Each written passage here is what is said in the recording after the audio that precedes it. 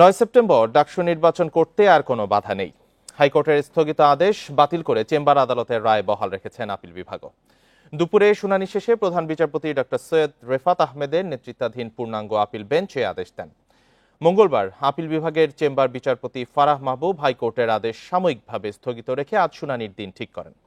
ছাত্র শিবির সমর্থিত জিএস প্রার্থী এস.এম. ফরহাদের প্রার্থিতার বৈধতা নিয়ে সোমবার রিটের শুনানি শেষে নির্বাচন প্রক্রিয়া ৩০ অক্টোবর পর্যন্ত স্থগিত করে হাইকোর্ট। অভিযোগ যাচাইয়ে বিশ্ববিদ্যালয়ের নির্বাচনী ট্রাইব্যুনালে ১৫ দিনের মধ্যে আবেদন করতে রিটকারীকে নির্দেশ দেওয়া হয়। স্থগিতাদেশের বিরুদ্ধে ঢাকা বিশ্ববিদ্যালয় কর্তৃপক্ষ চেম্বার আদালতে আবেদন করেছিল। আমরা ডাকসু নির্বাচন নিয়ে আরো জানবো। সেখানে ডাকসু নির্বাচন নিয়ে চিফ রিটার্নিং কর্মকর্তার সঙ্গে ছাত্রদল প্যানেল সাক্ষাৎ করেছেন। এ নিয়ে আরো জানাতে ঢাকা বিশ্ববিদ্যালয় থেকে যোগ দিয়েছেন সহকর্মী মামুনুর রহমান। মামুনুর রহমান, আপিল বিভাগের রায়ের পর প্রার্থীদের প্রতিক্রিয়া কি?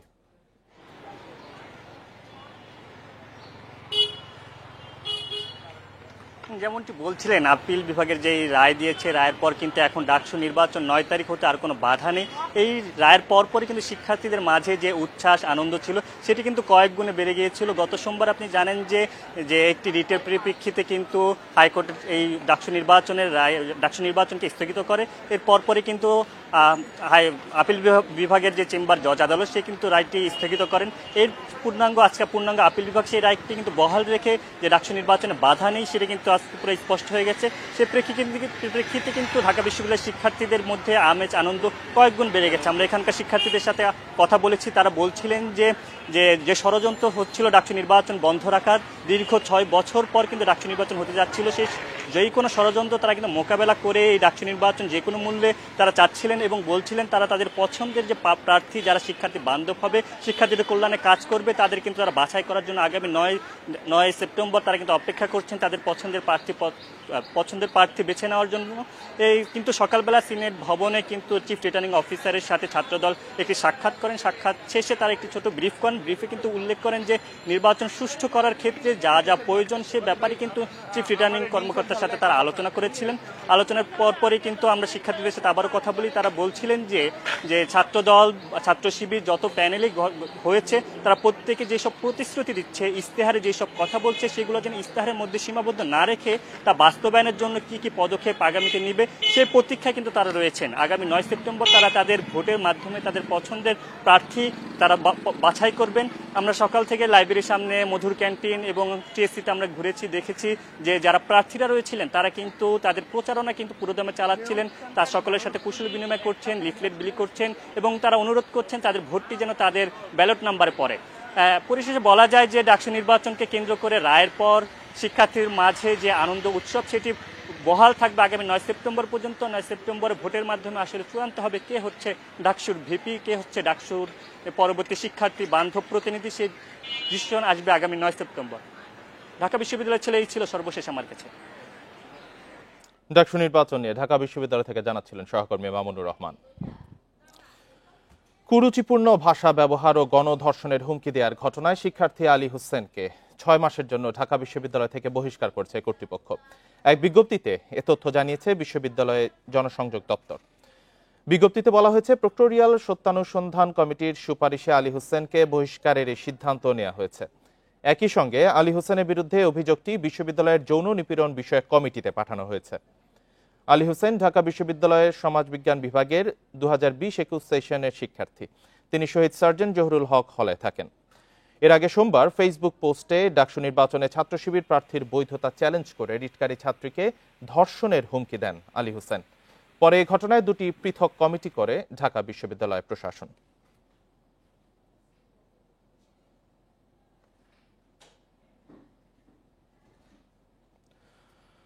প্রথম বর্ষের শিক্ষার্থীদের ভোটার করার পর উৎসবমুখর পরিবেশে চলছে রাজশাহী বিশ্ববিদ্যালয় কেন্দ্রীয় ছাত্র সংসদ রাকসুর মনোনয়ন ফর্ম বিতরণ। ৩ দফা মেয়াদ বাড়িয়ে মনোনয়নপত্র বিতরণের শেষ দিন আজ। শিক্ষার্থীরা বলছেন, নির্বাচন কমিশন শেষ মুহূর্তে শিক্ষার্থীদের যৌক্তিক দাবিগুলো মেনে নিয়ে সুষ্ঠু নির্বাচনের পরিবেশ সৃষ্টি করেছে। নির্বাচনের আগ মুহূর্ত পর্যন্ত কমিশন তার স্বচ্ছতা বজায় রাখবে বলে প্রত্যাশা প্রার্থীদের। নির্বাচন কমিশন বলছে, সুষ্ঠু নির্বাচনের জন্য কাজ করছেন তারা। এছাড়া মনোনয়ন ফর্ম জমা দেওয়ার সময়সীমা পরিবর্তন করে ৪ সেপ্টেম্বর থেকে ৭ সেপ্টেম্বর করা হয়েছে। প্রার্থী তালিকা ঘোষণা করা হবে ১৪ সেপ্টেম্বর আর নির্বাচন অনুষ্ঠিত হবে ২৫ সেপ্টেম্বর সকাল ৯টা থেকে বিকেল ৪টা পর্যন্ত। একই দিন গণনা শেষে ফলাফল ঘোষণা করা হবে। সুবিধা পাচ্ছে, শুধুমাত্র রাকসুতে ভোট দেওয়াটাই ওদের ছিল। এটা প্রশাসন ভালো একটা সিদ্ধান্ত নিয়েছে যে প্রথম বর্ষদের অন্তর্ভুক্ত করার। ফার্স্ট ইয়ারকে ইনভলভ করার জন্য মনে হচ্ছে যে এখন রাকসুর পরিবেশটা আগে থেকে অনেক ভালো এবং সকল দাবি দাবা পূর্ণ হয়েছে, যার ফলে মনে হচ্ছে যে এখন রাকসুতে আর কোনো সমস্যা হবে না। ভোটের দিন এগিয়ে আসার সঙ্গে প্রার্থীদের দৌড়ঝাঁপ বাড়ছে জাহাঙ্গীরনগর বিশ্ববিদ্যালয়ে। অনুষদ থেকে হলতবাটেই ক্যাম্পাসের মোড়ে মোড়ে এখন নির্বাচনী আমেজ। ইশতেহারের ঝাঁপি নিয়ে ভোটারদের কাছে যাচ্ছেন প্রার্থীরা, দিচ্ছেন বাস্তবায়নের প্রতিশ্রুতি, আর যাচাই বাছাই করে ভোটাধিকার প্রয়োগের কথা বলছেন শিক্ষার্থীরা। নির্বাচনী আমেজে জাহাঙ্গীরনগর বিশ্ববিদ্যালয়। ষষ্ঠ দিনের প্রচারণায় বিভিন্ন অনুষদ আর হলগুলোতে ছুটছেন প্রার্থীরা। ক্যাম্পাস জুড়ে বিভিন্ন পয়েন্টে গণসংযোগে ব্যস্ত অনেকে। এরই মধ্যে প্রায় সব প্রার্থী ঘোষণা করেছেন নির্বাচনী ইশতেহার। ভোটারদের কাছে গিয়ে সেই ইশতেহার পুরোপুরি বাস্তবায়নের প্রতিশ্রুতিও দিচ্ছেন তারা। হলে হলে ফ্যাকাল্টির সামনে যাচ্ছি, আমাদের এর ভাই বোনদেরকে সমস্যার কথাগুলো আমরা শুনতেছি, আমরা তাদের কাছে আমরা দোয়া চাচ্ছি, তাদের মূল্যবান ভোট চাচ্ছি, যাতে আমরা আমাদের পূর্ণ প্যানেল জয়যুক্ত হতে পারি। প্রশাসন অনেক বিধিনিষেধ আরোপ করেছেন, ক্লাসরুমে যেতে পারছি না, আমাদের প্রত্যেকটা ফ্যাকাল্টির সামনে অল্প সংখ্যক বোর্ড দিয়েছে যেগুলোতে পোস্টার ছাড়ানো যাচ্ছে না। তো এই প্রতিকূলতা মোকাবেলা করেই আমরা শিক্ষার্থীদের কাছে যাওয়ার চেষ্টা করছি, অক্লান্ত পরিশ্রম করছি। শিক্ষার্থীদের সঙ্গে বিভিন্ন আন্দোলন সংগ্রাম থেকে শুরু করে শিক্ষার্থীদের পক্ষে যেহেতু আমরা কাজ করেছি, সেহেতু তাদের সাথে আমাদের একটা হৃদ্যতাপূর্ণ সম্পর্ক রয়েছে, যার কারণে কিন্তু শিক্ষার্থীরা আমাদের প্রতি আস্থা রাখছে। কথার মায়াজালে না আটকে যাচাই বাছাই করে ভোট দেবেন বলে জানিয়েছেন ভোটাররা। ক্যাম্পাসে পরিবেশ উন্নয়নে যোগ্যরাই পছন্দের তালিকায় শীর্ষে থাকবেন। যাকে মনে করব যে সে যোগ্য প্রার্থী, সে তার কাজগুলো করতে পারবে, আমরা সাধারণ শিক্ষার্থীরা তাকেই ভোট দেব। শুধু তাদের ইশতেহারগুলো পড়ে তাদেরকে ভোট দেব না, বা মুখ চেনা অবস্থায় তাদেরকে ভোট দেব না। আমরা যথেষ্ট যাচাই বাছাই করে তাদেরকে ভোট দেওয়ার চেষ্টা করব। 11 সেপ্টেম্বর অনুষ্ঠিত হতে যাওয়া জাকসু নির্বাচনে ভিপি পদে 10 জন, জিএস পদে 9 জন সহ প্রতিদ্বন্দ্বিতা করবেন 179 জন। Independent news. চট্টগ্রাম বিশ্ববিদ্যালয়ে হামলা সংঘর্ষের মামলায় 8 জনকে গ্রেপ্তার করেছে পুলিশ।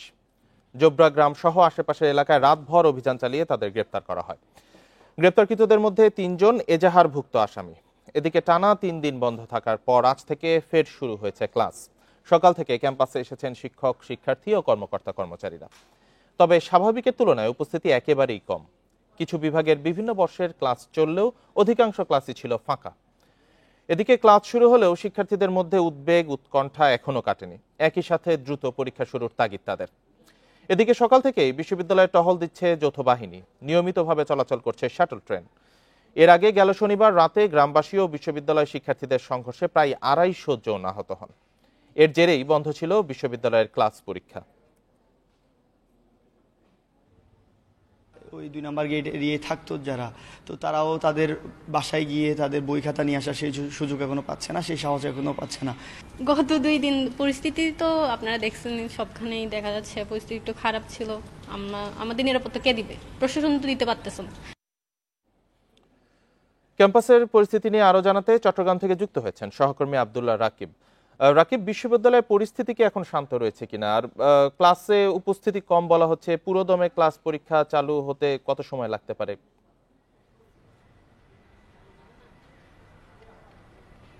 জি, 2 দিনের যে সংঘাত, সেই সংঘাত শেষে আজ 4র্থ দিন বলা চলে। আজ সেই ঘটনায় আসলে এখন পর্যন্ত বিশ্ববিদ্যালয়ের যে পরিবেশ, সার্বিক পরিবেশ অনেকটাই শান্ত রয়েছে। বিশ্ববিদ্যালয়ের একাডেমিক কার্যক্রম, বিশেষ করে ক্লাস কার্যক্রম আজকে থেকে শুরু হলেও শিক্ষার্থীদের উপস্থিতি কম। মূলত শিক্ষার্থীরা এখনো আসলে শিক্ষার্থীদের মধ্যে যে উদ্বেগ, উৎকণ্ঠা না কাটাই, শিক্ষার্থীর উপস্থিতি একেবারে কম। আমরা সকাল থেকে ট্রেনগুলোতে এবং ক্লাস কক্ষে শিক্ষার্থীদের উপস্থিতি বলতে গেলে অন্যান্য সময়ের তুলনায় একেবারে অপ্রতুল ছিল।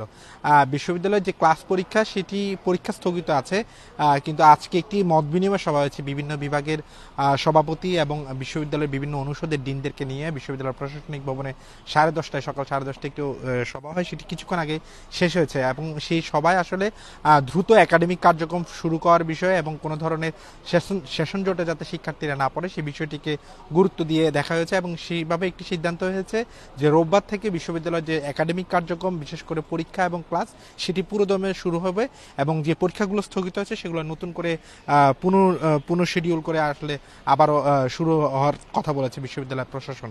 একই সাথে বিশ্ববিদ্যালয় প্রশাসন বলেছে যে মামলায় যদি এবং যে গতকালকে যে মামলাটি করা হয়েছে সেই মামলায় নিরপরাধ কেউ যাতে আসলে অভিযুক্ত না হন এবং কেউ যাতে আসলে হয়রানির শিকার না হন সেটি তারা নিশ্চিত করেছেন। এবং সেই ক্ষেত্রে যদি গতকাল এই যে সংঘাতের ঘটনা ঘটেছিল সেই সংঘাতের ঘটনায় বিশ্ববিদ্যালয়ের কোনো কর্মকর্তা কর্মচারীও যদি যুক্ত থাকেন সেই ক্ষেত্রে তাদের বিরুদ্ধে ব্যবস্থা নেওয়া হবে বলে জানিয়েছেন বিশ্ববিদ্যালয়ের রেজিস্ট্রার।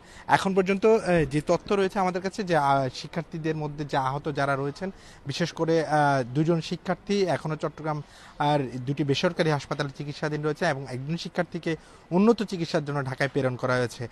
আমরা সকাল থেকে দেখছি বিশ্ববিদ্যালয়ের যে টহল অর্থাৎ যৌথ বাহিনীর টহল সেটি চলমান আছে, অর্থাৎ সার্বিকভাবে বিশ্ববিদ্যালয়ের পরিস্থিতি অন্যান্য দিনের তুলনায় শান্ত হতে চলেছে বলে জানিয়েছে এখানকার যারা অংশীজনরা আছেন। চট্টগ্রাম বিশ্ববিদ্যালয় ক্যাম্পাস পরিস্থিতি নিয়ে জানাচ্ছিলেন সহকর্মী আব্দুল্লাহ রাকিব। বাংলাদেশ কৃষি বিশ্ববিদ্যালয়ের পরিস্থিতি স্বাভাবিক হতে শুরু হয়েছে। 2 দিন বন্ধ থাকার পর সকাল থেকে সচল হয়েছে প্রশাসনিক কার্যক্রম। 10:15টার দিকে বিশ্ববিদ্যালয়ের প্রশাসনিক কার্যালয়ে আসেন উপাচার্য। এর আগে মঙ্গলবার রাতে আন্দোলনরত শিক্ষার্থীদের সঙ্গে বিশ্ববিদ্যালয় প্রশাসন প্রায় 4 ঘণ্টা বৈঠক করেন। এ সময় আবাসিক হল ছাড়ার নির্দেশনা প্রত্যাহার করে নেয় কর্তৃপক্ষ। বৈঠক শেষে ছাত্র বিষয়ক উপদেষ্টা অধ্যাপক ডক্টর শহীদুল হক জানান, সিন্ডিকেট বৈঠক শেষে বিজ্ঞপ্তি আকারে হল ছাড়ার নির্দেশনা আনুষ্ঠানিকভাবে প্রত্যাহার করা হবে। এছাড়া 1 সপ্তাহের মধ্যে শুরু হবে ক্লাস পরীক্ষা। হামলার ঘটনায় গঠিত তদন্ত কমিটি প্রতিবেদন দেওয়ার পর আইনি ব্যবস্থা নেওয়া হবে বলেও জানানো হয়েছে। আর পশুপালন ও ভেটেরিনারি অনুষদকে একীভূত করে কম্বাইন্ড ডিগ্রির বিষয়টি নিয়ে পরবর্তীতে সিদ্ধান্ত নেওয়া হবে বলেও জানিয়েছে বিশ্ববিদ্যালয় কর্তৃপক্ষ।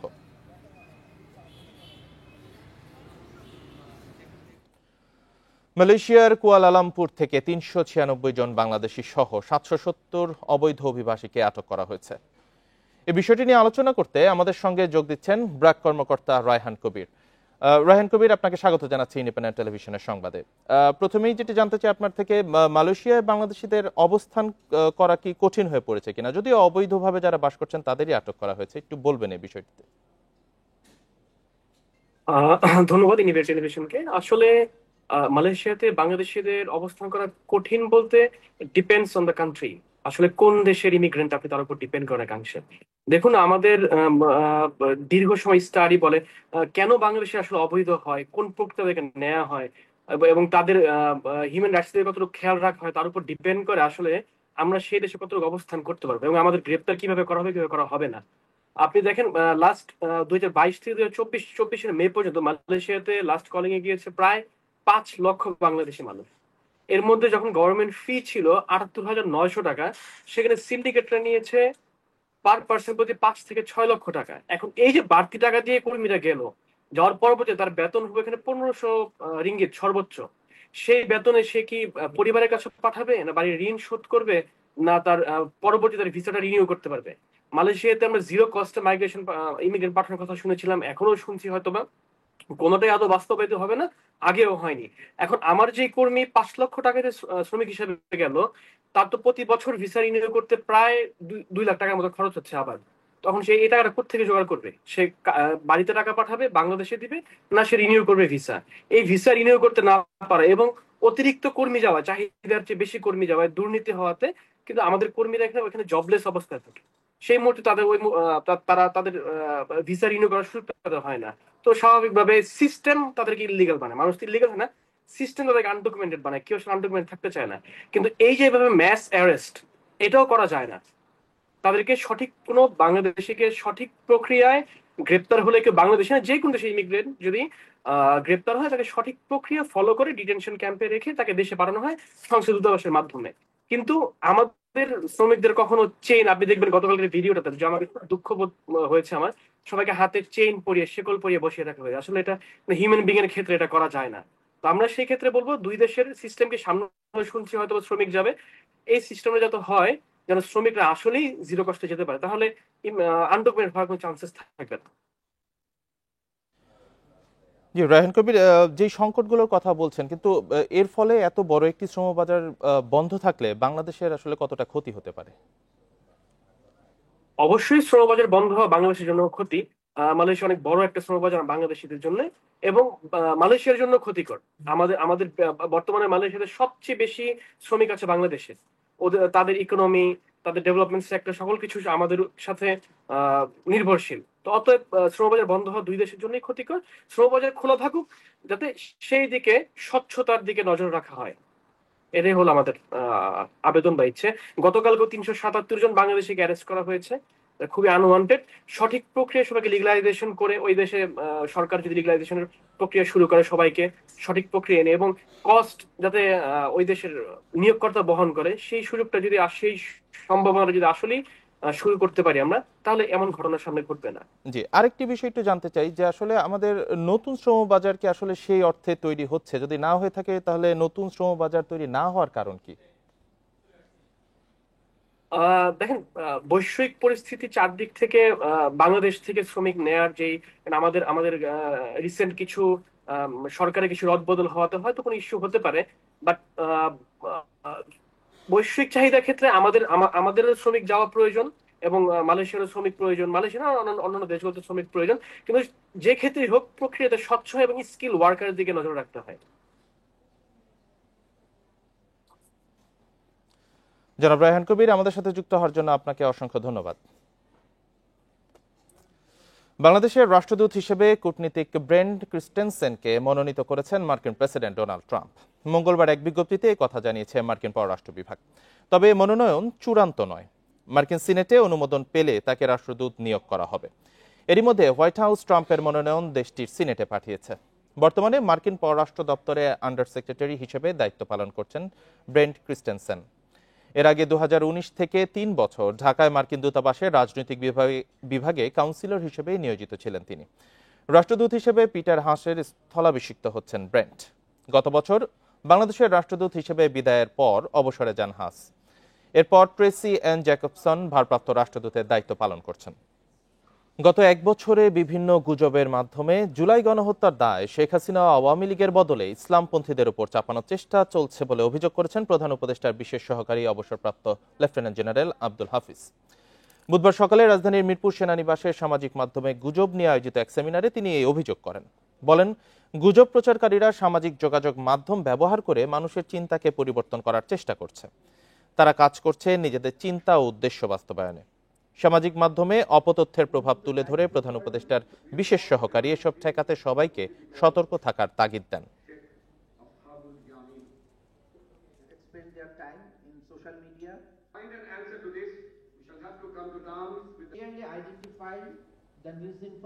The July protesters were militants. July আন্দোলনে যারা গণহত্যা চালিয়েছে তাদেরকে ইসলামপন্থী হিসেবে প্রতিষ্ঠা করার চেষ্টা চলছে। এর মানে বিগত ফ্যাসিস্ট রেজিম ও তার পুলিশ নিষ্পাপ। এভাবেই সামাজিক মাধ্যমে নানা অপতথ্য ছড়ানো হচ্ছে।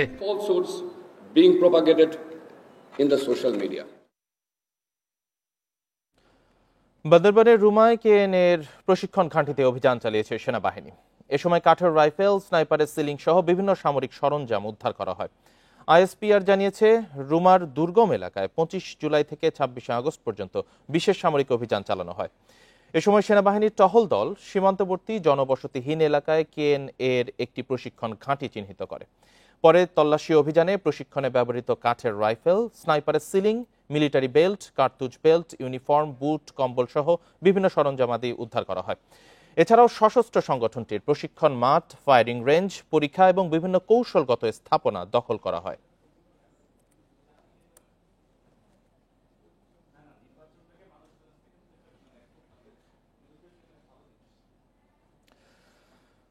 বিগত আওয়ামী লীগ সরকারের আমলে হরি লুট করা হয় ইউনিয়ন ব্যাংকে। ব্যাংকের কর্মকর্তা থেকে শুরু করে পরিচালনা পর্ষদের লুটপাটের মূল কারিগর এস আলম গ্রুপ। ভুয়া কোম্পানি, জাল ট্রেড লাইসেন্স ও ভুয়া জাতীয় পরিচয়পত্র ব্যবহার করে হাতিয়ে নেওয়া হয় 17,000 কোটি টাকার বেশি, যার বিপরীতে আছে মাত্র 334 কোটি টাকার জামানত। সম্প্রতি বাংলাদেশ ব্যাংকের তদন্তে এসব তথ্য উঠে এসেছে। সীমাহীন অনিয়ম দুর্নীতির কারণে শরিয়া ভিত্তিক ইউনিয়ন ব্যাংক এখন একীভূতকরণের শেষ পর্যায়ে, যার ঋণের 98% এখন খেলাপি। এমন পরিস্থিতি হওয়ার পেছনে গেল আমলে ব্যাংকটির লাগামহীন দুর্নীতির চিত্র উঠে আসে বাংলাদেশ ব্যাংকের এক প্রতিবেদনে। কোনো অনুমোদন ছাড়াই 19টি শাখা থেকে 48 জন গ্রাহককে 2029 কোটি টাকা ঋণ দিয়েছে ব্যাংকটি। একই সাথে বিভিন্ন শাখার 222 জন গ্রাহককে মঞ্জুরি সীমার অতিরিক্ত 4,542 কোটি টাকা ঋণ দেওয়া হয়। এছাড়া ব্যাংকটির কোর ব্যাংকিং সলিউশন সফটওয়্যার জালিয়াতি করে 50 জন গ্রাহককে 2,128 কোটি টাকা ঋণ দেওয়া হয়। আবার জামানত নেওয়া জমির মূল্য 2,700% বেশি দেখিয়ে 20টি শাখার 101 জন গ্রাহককে ঋণ দিয়েছে Union Bank. S Alam group ও এর স্বার্থ সংশ্লিষ্ট প্রতিষ্ঠানগুলো ভুয়া কোম্পানি, জাল ট্রেড লাইসেন্স ও ভুয়া জাতীয় পরিচয়পত্র দেখিয়ে এসব অর্থ হাতিয়ে নেয় ব্যাংকটি থেকে। আপনার এনআইডিটাকে কাজে লাগিয়ে একটা ট্রেড লাইসেন্স হয়েছে, ট্রেড লাইসেন্সের ইয়েতে কোম্পানি ফর্ম হয়েছে, কোম্পানির নামে লোন হয়েছে, টাকা বেরিয়ে গেছে। এখন মানি ট্রায়াল করে দেখা যাচ্ছে যে আলটিমেটলি গিয়ে আপনাকে পাওয়া যাচ্ছে ওই এনআইডি হোল্ডারকে। সে বলে যে আমি তো কিছু জানি না। সাধারণত ঋণ দেওয়ার ক্ষেত্রে 100% থেকে 200% পর্যন্ত জামানত রাখা হয়, তবে এসবের তোয়াক্কা না করেই 2%-এরও কম জামানত দিয়ে টাকা বের করে নিয়েছে এস আলম গ্রুপ। যে সমস্ত এরকম খেলাপি আছে, ঋণ খেলাপি, কিন্তু তারা তাদের প্রতিষ্ঠান চালাচ্ছে না, আসলে সেখানে কোনো কর্মসংস্থান হচ্ছে না, ব্যবসাপাতি হচ্ছে না, সেইগুলাকে কিভাবে অধিগ্রহণ করে বিক্রি করে তাদের ঋণ ফেরত, ব্যাংকের টাকা ব্যাংকে ফেরত আনা যায়, এগুলো তো আসলে প্রক্রিয়াগত অনেক জটিলতা এবং দীর্ঘসূত্রিতা রয়েছে। বিশেষজ্ঞরা বলছেন, অনিয়মে জড়িতদের বিচারের আওতায় না আনা হলে শুধু একটি ব্যাংক নয়, গোটা আর্থিক খাতই পড়বে গভীর সংকটে। Shafil Alam Sujan, independent news, Dhaka. Union bank থেকে এস আলম গ্রুপ 28,000 কোটি টাকা লুট করেছে বলে জানিয়েছেন ব্যাংকের বর্তমান চেয়ারম্যান ফরিদ উদ্দিন আহমেদ। তিনি জানান, ব্যাংক একীভূতকরণ ও পুনর্গঠনে যে উদ্যোগ নেওয়া হবে তার সাথে একমত ইউনিয়ন ব্যাংক। দুপুরে কেন্দ্রীয় ব্যাংকের গভর্নরের সাথে সাক্ষাৎ শেষে গণমাধ্যমে এই কথা জানান তিনি। এ সময় চেয়ারম্যান আরও বলেন, ব্যাংকের আমানতকারীদের স্বার্থে বাংলাদেশ ব্যাংকের সিদ্ধান্ত মেনে নেবে ইউনিয়ন ব্যাংক। 92% টাকা দুর্নীতির মাধ্যমে এস আলমের কাছে চলে গেছে জানিয়ে তিনি বলেন, যারা ঋণ নিয়েছে তাদের খুঁজে পাওয়া যায় না। ইউনিয়ন ব্যাংকে 26,000 কোটি টাকা আমানত রয়েছে বলেও জানান তিনি। বলেন, আমানতকারীরা যাতে ক্ষতিগ্রস্ত না হয় সেদিকে সর্বোচ্চ গুরুত্ব দেওয়া হচ্ছে। এসআলমের গ্রুপের এখন যে আউটস্ট্যান্ডিং প্রিন্সিপাল বিভিন্ন সময় থেকে তো নয়, এটা এখন প্রায় 28,000 কোটি টাকার মতো দাঁড়িয়েছে। ধরুন নেট অফ করলে 26,000 কোটি টাকার কম নয়, এটা শুধু ওনার কাছে পাওনা। এবং এই পাওনার পিছনে যাদের নামে এই বিনিয়োগগুলি বা ঋণগুলি লেখা আছে তাদের খুঁজেও পাওয়া যায় না। সুনামগঞ্জ সদর হাসপাতালে 2.5 কোটি টাকার বিপুল পরিমাণ ওষুধ মেয়াদোত্তীর্ণ হওয়ার কোনো সদুত্তর দিতে পারেনি দায়িত্বরত কেউ। সেবা নিতে আসা রোগীদের জন্য বরাদ্দ এতগুলো ওষুধ নষ্ট হওয়ায় জনমনে উঠেছে নানা প্রশ্ন। সরকারি সহায়তা থেকে বঞ্চিত এবং সম্পদের অপচয়কারীদের বিরুদ্ধে কঠোর ব্যবস্থা নেওয়ার দাবি জানিয়েছে সচেতন মহল। সুনামগঞ্জ সদর হাসপাতালে প্রতিদিন আন্তঃবিভাগ ও বহির্বিভাগে চিকিৎসা নেয় 1,500-এর বেশি রোগী। হাসপাতাল থেকে দেওয়া হয় না তাদের প্রয়োজনীয় ওষুধ। এমন অভিযোগের মধ্যে সম্প্রতি হাসপাতালের পুরান ভবনের দোতলা গোডাউনে মিলে মেয়াদ উত্তীর্ণ এসব ওষুধ। এতে ক্ষুব্ধ রোগীদের অভিযোগ, বাইরে বিক্রির জন্যই এগুলো মজুদ রেখেছিল হাসপাতালের কর্মীরা। পরশুদিন ভর্তি হয়েছি বাচ্চাদের নিয়ে, এখনো পর্যন্ত কোনো মেডিকেল থেকে কোনো ওষুধ নাই, আমরা বাইরে থেকে কিনা দেওয়া লাগে, বাইরে থেকে কিনা দিই। কালকে আমার বাচ্চারা নিয়ে আসছে, আসলে সব ওষুধ কিনে আনছি বাইরে থেকে। ওষুধ আনতে গেলে দেখালো মানুষের অনেক ওষুধ সাপ্লাই নাই, তারা সাপ্লাই পান না, বাইরে থেকে কিনা লাগে। তো অত ওষুধ থাকার পরও মানুষের ওষুধ নাই। চলতি বছরের মার্চে যোগ দিলেও এখনো দায়িত্ব বুঝে না পাওয়ার দাবি স্টোর কিপার রূপন কুমার দাসের। যোগদান করার পরে আমি এখনো দায়িত্ব পাইনি, বুঝে পাইনি, এইভাবে আছে। আর দায়িত্ব না পেলে তো আর বোঝা যায় না যে কোথায় কি আছে না। জয়েন করার আগে যারা দায়িত্ব পালন করছে এখন নিয়ে তারাই করতেছে। এতগুলো ওষুধ মেয়াদ উত্তীর্ণ কিভাবে হলো তা খতিয়ে দেখতে কাজ শুরু করেছে তদন্ত কমিটি। দায়ীদের বিরুদ্ধে ব্যবস্থার আশ্বাস কর্তৃপক্ষের। মেয়াদ উত্তীর্ণের বিষয়ে যেটা বলতেছেন যে মেয়াদ উত্তীর্ণ হয়েছে, সেই বিষয়ে একটা কমিটি করা হয়েছে। সেই কমিটি বসার পরে বলতে পারবেন যে আসলে এই ঘটনাটা কি। এর আগে আসলে আমরা এখন দেখি নাই, দেখলে বলতে পারবো। 2.5 কোটি টাকার মেয়াদ উত্তীর্ণ এসব ওষুধের মধ্যে অ্যান্টিবায়োটিক ব্যথানাশক ওষুধই বেশি। Independent news. চলতি বছর তরুণদের মধ্যে ডেঙ্গু শনাক্তের হার বেশি। সবচেয়ে বেশি আক্রান্ত হচ্ছেন 21 থেকে 40 বছর বয়সীরা। আর এবছর মারা যাওয়া 125 জনের মধ্যে 70 জন পুরুষ আর নারী 55 জন। এক প্রতিবেদনে এই তথ্য জানিয়েছে স্বাস্থ্য অধিদপ্তর। বিশেষজ্ঞরা বলছেন, ডেঙ্গু বিস্তারে অপরিকল্পিত নগরায়ন, মশক নিয়ন্ত্রণে কর্তৃপক্ষের ব্যর্থতা সহ বেশ কিছু কারণ রয়েছে। এছাড়া ডেঙ্গুতে মৃত্যুর পিছনে অতিমাত্রায় কেন্দ্রীভূত চিকিৎসা ব্যবস্থাকেও দায়ী করছেন তারা। গ্রামাঞ্চলের হাসপাতালগুলোতে ডেঙ্গু শনাক্তকরণের ব্যবস্থা থাকলেও আক্রান্তের সংখ্যা অনেকাংশে কমানো যেত বলেও মত বিশেষজ্ঞদের। জ্বর হলে দ্রুত চিকিৎসকের পরামর্শ নেওয়ার পাশাপাশি বেশি করে পানি পান করার পরামর্শ চিকিৎসকদের। এছাড়া মশক নিধনে বাড়ির আশপাশ পরিষ্কার রাখার পাশাপাশি সমন্বিত উদ্যোগ নেওয়ার পরামর্শ তাদের। ডেঙ্গি চিকিৎসার প্রধান চ্যালেঞ্জ হচ্ছে আমাদের অতিমাত্রায় কেন্দ্রীভূত চিকিৎসা ব্যবস্থা, এবং এই কারণে কিন্তু আমাদের রোগী অনুপাতে মৃত্যুর হারটা বেশি। যদি আমাদের দোরগোড়ায় যে প্রাথমিক স্বাস্থ্য কেন্দ্র যদি এটা গ্রামে আছে, শহরে নেই, ডেঙ্গু টেস্ট করবার যদি কোনো ব্যবস্থা থাকে, তাহলে কিন্তু যারা বিশেষ করে নিম্ন আয়ের মানুষ, তারা জ্বর হলেই বা শরীর খারাপ লাগলে তারা সেটা বিনামূল্যে বা নামমাত্র মূল্যে টেস্ট করতে পারত। দ্বিতীয়বারের মতো আগা খান স্থাপত্য পুরস্কার পাচ্ছেন বাংলাদেশের স্থপতি মেরিনা তাবাসসুম। বন্যাপ্রবণ এলাকার মানুষের জন্য তার নকশা করা খুদি বাড়ি প্রকল্প 2025 সালের পুরস্কারের জন্য মনোনীত হয়েছে। মঙ্গলবার কিরগিজস্তানের রাজধানী বিশকেকে আগা খান স্থাপত্য পুরস্কারের জন্য মেরিনা তাবাসসুম সহ 7 বিজয়ীর নাম ঘোষণা করা হয়। বন্যাপ্রবণ ও নদী ভাঙনে ক্ষতিগ্রস্ত মানুষের জন্য নির্মিত এই সাশ্রয়ী, পরিবেশ বান্ধব ও বহনযোগ্য ঘর বিচারক মণ্ডলীর প্রশংসা পেয়েছে। আন্তর্জাতিক সম্মাননা পাওয়ায় মেরিনা তাবাসসুমকে অভিনন্দন ও শুভেচ্ছা জানিয়েছেন প্রধান উপদেষ্টা অধ্যাপক মোহাম্মদ ইউনুস। 2016 সালে বাইতুর রৌফ মসজিদের নকশার জন্য প্রথমবার এই পুরস্কার পান তিনি। জাতীয় জাদুঘরের পরিচালনা পর্ষদের চেয়ারপারসন মেরিনা তাবাসসুম এর আগে টাইম ম্যাগাজিনের বিশ্বের প্রভাবশালী 100 ব্যক্তির তালিকাতেও স্থান পেয়েছিলেন। বিগত 3 বারের মতো নির্বাচন করার সাহস আর কেউ পাবে না বলে হুঁশিয়ারি জানিয়েছেন জনপ্রশাসন সচিব ডক্টর মোহাম্মদ মোখলেসুর রহমান। বলেন, এবার আর লটারিতে ডিসি ইউএনওর পদায়ন নয়। দুপুরে সচিবালয়ে এসব কথা বলেন তিনি। জনপ্রশাসন সচিব বলেন, আগামী নির্বাচন একটা মডেল নির্বাচন হবে, সেটাই সবার প্রত্যাশা। গত 3 নির্বাচনে যারা জড়িত ছিল তাদের কাউকে এবার দায়িত্বে রাখা হবে না। মাঠ পর্যায়ে কোনো কর্মকর্তা কোনো দলের বা ব্যক্তির পক্ষ নিলে তাকে প্রত্যাহার সহ আইনি ব্যবস্থার হুঁশিয়ারি দেন তিনি। এ সময় আইজিপি বাহারুল আলম জানান, পুলিশে আরও 2000 জনের নিয়োগ প্রক্রিয়াধীন রয়েছে। পাশাপাশি আরও 2000 পুলিশ সদস্যের পদোন্নতি দেওয়ার কথাও জানান তিনি। কখনো কোনোদিন লটারির মধ্যে সিভিল সার্ভিসের পোস্টিং হয়নি, এখনো হচ্ছে না, হবে না। এখন হলো কমপ্লেনের এগেইনস্টে আমাদের ফিটলিস্ট আছে, সেখান থেকে তাকে উইথড্র করা হচ্ছে। মাঝে দেখছেন কিছু হয়েছে, আরো সামনে হবে। আর যেখানে স্টেবল আছে, যেমন জয়েন্ট সেক্রেটারি অনেক হয়েছে, আমরা ইলেকশন আগে এই জয়েন্ট সেক্রেটারি তুলে আনবো, তো সেই জায়গাতে ডিসি রিপ্লেস করতে হবে। এএসআই নিয়োগ দেওয়া হবে, এর মধ্যে 50% হবে সরাসরি আর 50% হবে পদোন্নতির মাধ্যমে। তো সেই প্রক্রিয়ায় আমরা জনপ্রশাসন মন্ত্রণালয়ে আজকে এসেছিলাম।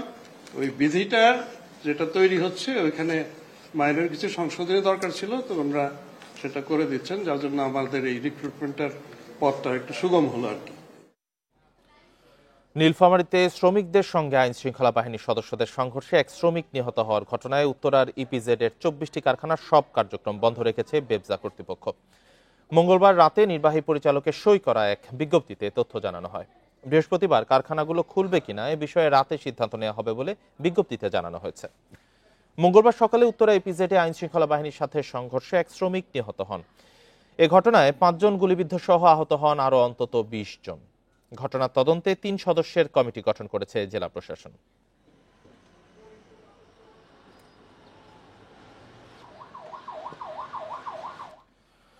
বিশ্ববাজারে স্বর্ণের দামে নতুন রেকর্ড। বুধবার প্রতি আউন্সে দাম $3,500 ছাড়িয়েছে। মার্কিন ডলারের দুর্বলতা ও ফেডারেল রিজার্ভ সুদের হার কমাবে এ প্রত্যাশায় স্বর্ণের প্রতি আকর্ষণ বেড়েছে বিনিয়োগকারীদের। আর এতেই লাফিয়ে বাড়ছে মূল্যবান ধাতুটির দাম। চলতি বছর এ পর্যন্ত স্বর্ণের দাম আন্তর্জাতিক বাজারে 41%-এরও বেশি বেড়েছে। নির্ভরযোগ্য নিরাপদ বিনিয়োগের মাধ্যম হিসেবে স্বর্ণের কদর সবসময়। 2025 সালেও একাধিকবার রেকর্ড ভেঙে স্বর্ণের দামে ঊর্ধ্বগতি অব্যাহত আছে। ডলারের দুর্বলতা, কেন্দ্রীয় ব্যাংকগুলোর মজুদ বাড়ানো, ভূরাজনৈতিক ও বাণিজ্যিক অনিশ্চয়তায় নিরাপদ সম্পদের চাহিদা ও বিনিয়োগ সব মিলিয়েই স্বর্ণের দাম বাড়ছে। মঙ্গলবার আউন্স প্রতি স্বর্ণের দাম ইতিহাসে প্রথমবারের মতো $3,500 ছাড়ায়। বুধবার দাম আরও বেড়ে যায়। আউন্স প্রতি সর্বোচ্চ উঠেছে $4,546। বিশ্লেষকদের মতে সেপ্টেম্বরে ফেড সুদহার কমালে দাম আরও বাড়তে পারে। বিশ্ব বাজারে স্বর্ণের দাম নিয়ন্ত্রণে বিভিন্ন দেশের কেন্দ্রীয় ব্যাংক গুরুত্বপূর্ণ ভূমিকা রাখে। 2022 সালে রাশিয়া ইউক্রেন যুদ্ধ শুরু হওয়ার পর এই প্রবণতা আরও বেড়েছে। ওয়ার্ল্ড গোল্ড কাউন্সিলের 2025 সালের জরিপ বলছে বিশ্বের 95% কেন্দ্রীয় ব্যাংকে 12 মাসের জন্য পর্যাপ্ত স্বর্ণ মজুদ আছে। বাস্তবতা হলো রাশিয়া ইউক্রেন যুদ্ধের পর যুক্তরাষ্ট্র ডলারকে অস্ত্র হিসেবে ব্যবহার করায় অনেক দেশ ডলারের বিকল্পে স্বর্ণে মজুদ করেছে। বাংলাদেশের বাজারেও দাম বৃদ্ধির প্রভাব পড়তে পারে। বাজুস জানিয়েছে, বিশ্ববাজারে দাম বাড়ায় স্থানীয় বাজারেও স্বর্ণের দাম আরও বাড়ার আশঙ্কা রয়েছে। ফলে ক্রেতাদের স্বর্ণ কিনতে খরচ হবে আরও বেশি। ইফাতারা, ইন্ডিপেন্ডেন্ট নিউজ। আর এই ছিল এখনকার সংবাদে। ইন্ডিপেন্ডেন্ট টেলিভিশনের সব খবর আরও বিস্তারিত জানতে চোখ রাখুন ফেসবুক, ইউটিউব, এক্সে। সাথে থাকার জন্য ধন্যবাদ সবাই।